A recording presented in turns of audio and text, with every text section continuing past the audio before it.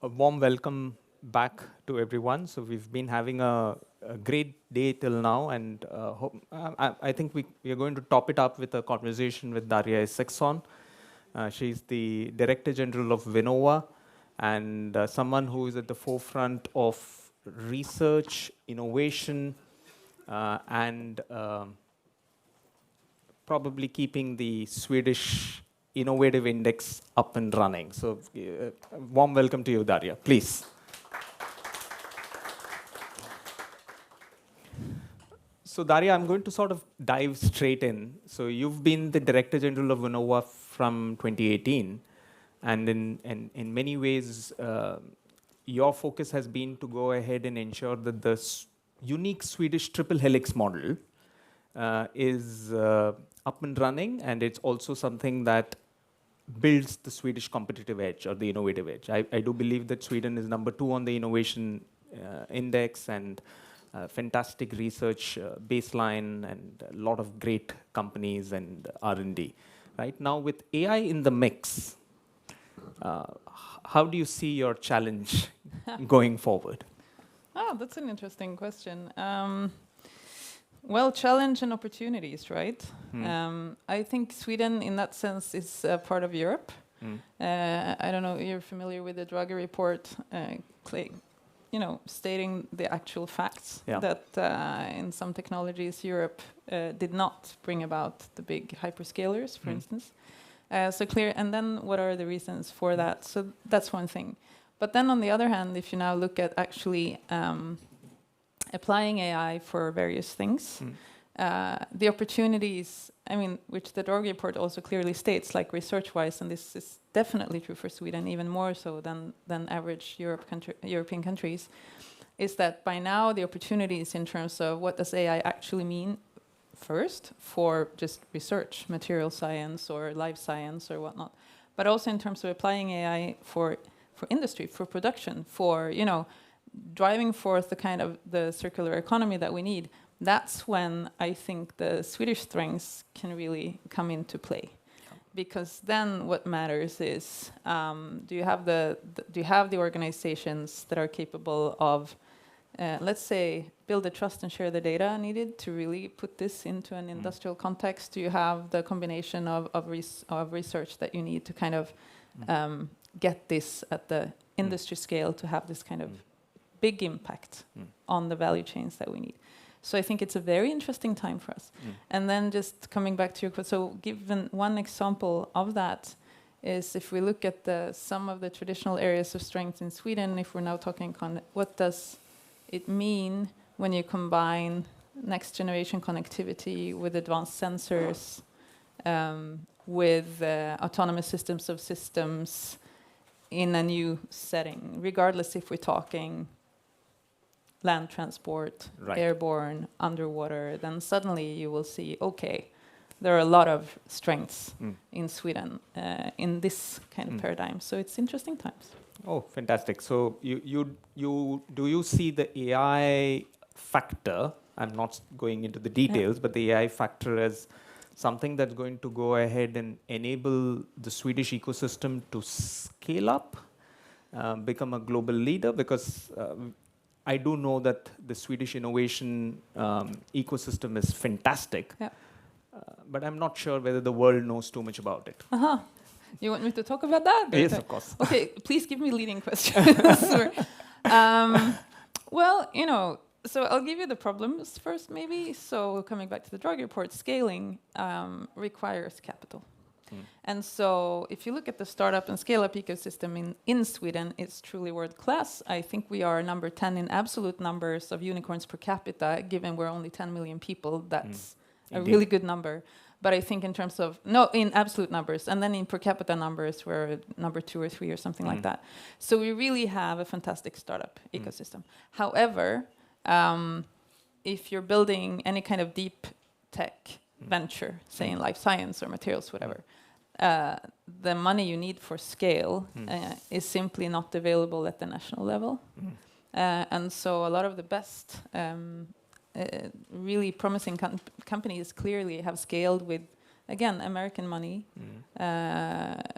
primarily. And that was kind of fine. I mean, don't really care. You want to see good innovations scale, right?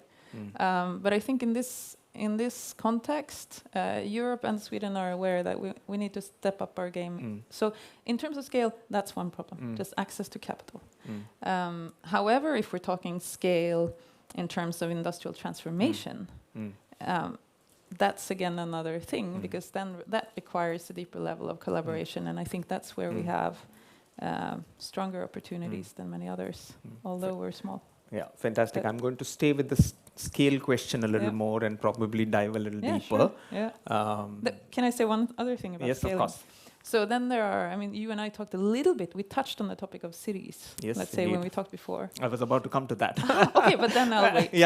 Please go ahead. Please go ahead. I think this is fine. So there are also, what does it take to actually drive the circular economy? There are so many different technologies. One piece of the puzzle. New business models are another one. A third one is actually the procurement that, for instance, cities do, or the public sector in other areas. And that's another thing that I think is kind of interesting. A bit of it, I'm curious about your perspective from India, but let's say in Sweden, we are so small and still we have 290 something municipalities.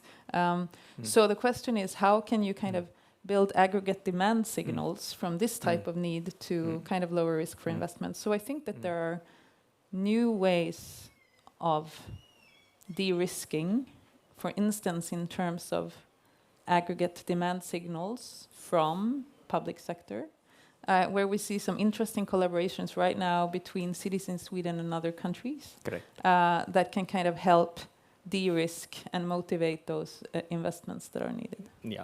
Thanks for getting into that, because I kept that as the second part, which I wanted to dive deeper, but this is fantastic. So in many ways, Darja, we have Uwe here, and Uwe and I, we worked extensively on sustainability and resilience for future cities in Global South, especially in India. And one of the things that we keep talking about is the fact that when you talk about scale, and when you talk about scale and then bring it down to the urban unit, right? India and Sweden are completely different. Mumbai is 22 million, Sweden is 10 million. We're barely a city. So how do you how does scale then really work between India and Sweden? Because there are fantastic lessons to learn from Sweden. Just about 3 days back, I got recommended a documentary, an old BBC documentary of Wallingby, 1956, about how it was a great city and a future city, etc. Right? So in many ways, I think there are several models and lessons that Sweden can probably help India learn, but more in terms of smaller scale cities, not 22 million, but probably 10 million, 8 million, 5 million, because India also needs a lot of cities, close to 100 or so. Right? So how does that particular research innovation corridor really work? You're at Vinnova, and how does it work today? How do you want it to work? How would we like it to work? Well, I should be asking you right now. I have this. I'm not. That's why I say yes to these things, because then suddenly you find yourself in interesting conversations. So what I was referring to before is that we've had some interesting development. I'll give you one example. So electric construction vehicles. Actually, Oslo were the first. So this is an example of how cities can drive demand that actually shapes markets. So Oslo was the first city to say, if you're going to do any construction here, you have to do it with electric, not non-fossil fuel. And then Östersund, which is a tiny, place, were the second in Europe, the first in EU. And then suddenly you get big cities like Paris and some others doing that. So I think there is some lessons to be learned there in terms of it actually works when cities set requirements. And then it's more of a coordination problem, like how do you help each other, showing, okay, we share these goals and we want to see these types of, and then you could actually also share more information about the portfolio of different types of solutions that you're trying already. If I could dream, that's the kind of coordination that we would be much better at, like sharing that kind of data, like here are the challenges, here are the different kinds of experiments we're doing, here's how they're doing, and also kind of get cities to share information to the market of what they are looking for, not in terms of technology, but performance. Because then the ones that can achieve those goals can help. But that's and that's where I'm also like, what we're doing is we're trying to promote that now through kind of traditionalist platforms, collaborations, sister cities, etc. And I would be super curious to hear what you think, because it's a coordination problem, and AI is a fantastic coordination technology. I mean, really, we could probably use that, but then I'm beyond what we're doing. No, but this is fascinating, because in many ways, what you're saying is probably music to many people's ears here. But then if you look at a research funding agency, say for instance, the Vinnova, or equivalent research funding agencies in India, DBT, DST, or Indian Council for Social Sciences Research, right? They're all very academic focused. And what you're saying is not truly academic. It's more academy, industry, prototyping, rapid prototyping, fail fast, and wicked thinking, and design thinking, etc. So which is not truly a traditional academic model. So where do you see Vinnova fit in? I mean, Vinnova was started 25 years ago, and with that was the reason, like to really nurture and strengthen, at that time, triple helix collaboration. Now we would say quadruple. You need civil society as well. So I guess that for us, it's kind of built into our mission. To me, it's more like what we are talking about is also the fact that the innovations we need are part technology, but it's at least equal part business model innovation. It has regulatory aspects. It even has behavior aspects that we're not addressing enough, probably. And so having that kind of systems innovation perspective has been very important to us, and working with the researchers in that field to try to inform how we design our programs. So that's, for instance, why we design the impact innovation programs that way, like mobilizing around societal challenges, really promoting, come on, look at all these aspects, but doing that in a truly deep international collaboration setting was in the vision for these programs. We will evaluate them soon, but that I would say still has bigger potential than where we are today. So tell me something, Darja. What would a fantastic outcome for Vinnova funding look like for you? Like, what do you think is a great outcome? Just new innovation, radical improvement of technology, product, business model, way of working. So let's say innovations that actually make a difference at scale is a fantastic outcome, always. And then if you can get there faster, which I think, given the timeline that the planet is putting with planetary boundaries or others, it's so that's, I would say, the fantastic outcome would be to see collaborations that bring about new solutions that also scale at the speed that matches our need rather than our current ability.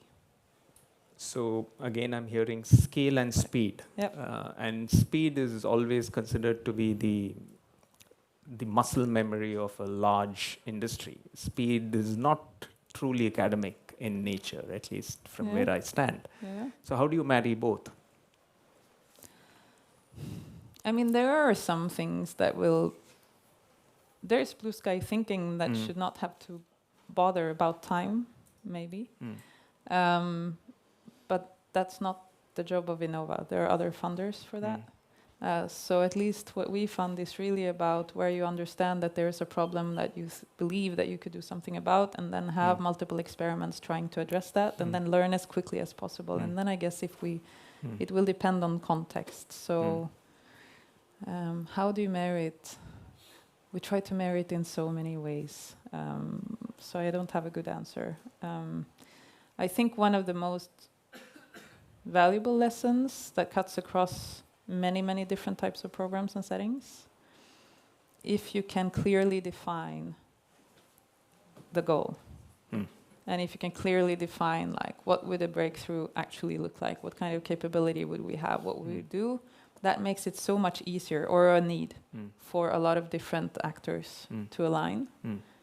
So that's always helpful. And then you also know if you're. And final question, Darja, I'm already getting all sorts of, 1 minute, half a minute, 30 seconds kind of a thing.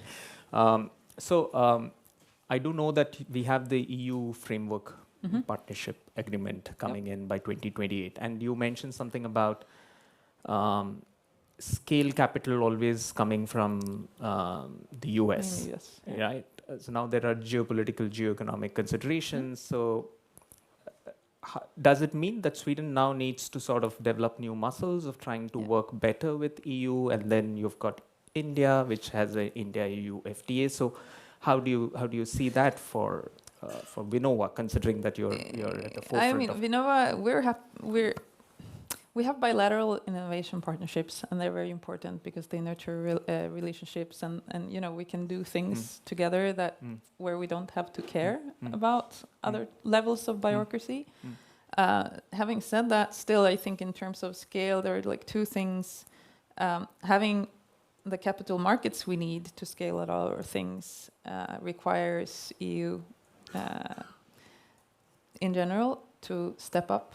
I think Sweden is part of a Nordic context that is very ready to kind of try to work together on those things, also with or without the EU. The other thing that I find promising about the next framework program is that it's actually designed to drive speed and scale with this European Competitiveness Fund. So for us, often the EU programs are a good way to scale certain things that we cannot do at the national level. So we really do that, help build that. But that said, that is one way to scale that fits certain purposes. And then, of course, there are also others. I mean, it's just we're aware that Sweden is small. So some of the things needed for scale we cannot do alone. Let's put it that way. Thank you so much, Darja, for having this engaging conversation. I must tell you that I find the Vinnova applications a pleasure to fill. Yeah. The EU applications, not so much. Not so much, okay. We try to. Thank you.